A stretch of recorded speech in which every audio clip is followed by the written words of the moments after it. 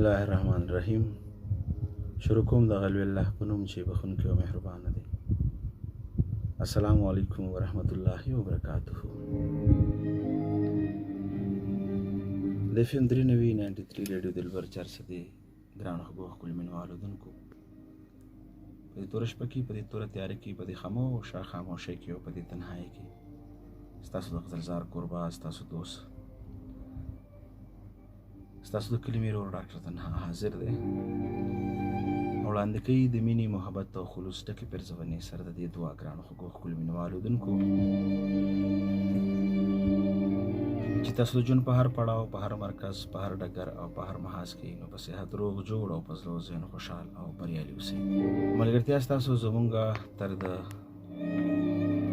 هغه وخته پورې کوم وخته پورې چې موږ له خوب نه راځي تاسو موږ ته کال کولی شئ په ټلیفون نمبر شپږ 5 یو 5 0 9 3. هغه ملګري چې د 400 پېښور سیمې نه بهر دي یا د خپل موبایل خاوندان دي نو هغوی به ورسره زموږ سیمه ییز کوډ 091 شپږ 5 یو 5 0 9 3 زموږ کالینګ نمبر.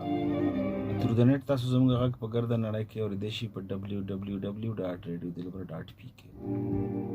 www.radiodilbar.pk. تاسو خپل SMS خپل پیغامات موږ ته رالیږلی شئ. خپل موبایل کې کریټ رایټ میسج ته لاړ شئ، هلته کې ولیکئ RD لوګون د خالي ځای نوم، خالي ځای د کلي نوم، ښکلي ښایسته زړه پورې شان یو خبره، یو ټپه، یو شعر په 8881 باندې 8881 اتاتیا یو اتیا. چې ملګرو زه یم ستاسو د غزلزار مالیار، دا زما د غزلزار د چمن ګلونه او زه ستاسو مالي.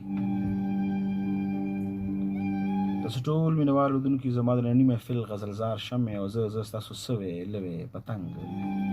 چې ګلونه اورېدونکو، تاسو ګلونه اورېدونکي زما د سر ګلونه او زه ستاسو د خپو خاورې. د ژوند کیسه باندې چې کله په بیا سوچ کومه ستا په یوه خبره بلا سوچ کومه زه مې د زړه کیفیتونو باندې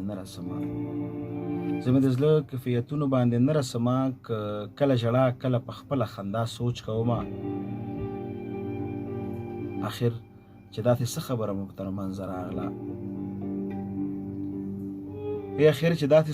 مو تر منځه راغله چې زه او تی کړو بې وخته جدا سوچ کومه خود سره یاد مې ستا زړه کله قلارې ته پرېږدي خود سره یاد مې ستا زړه کله قلارې ته پرېږدي ستا نه چې زه د صبرېدو په وینا سوچ کومه او زما یاران په دې خبره ولې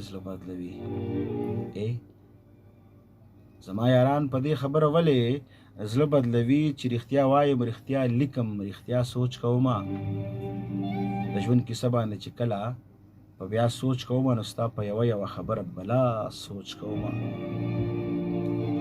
د یو دعا د قبلېدو که راته وویلی شو له خدایه غواړم به بیا کومه دعا سوچ کومه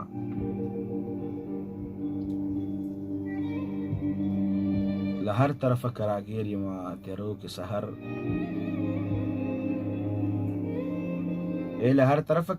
یمه تیرو کې سحر خو ستا دپاره همیشه د رڼا سوچ کومه د ژوند کیسه باندې چې کله په بیا سوچ کومه ستا په یوه خبره بلا سوچ کومه.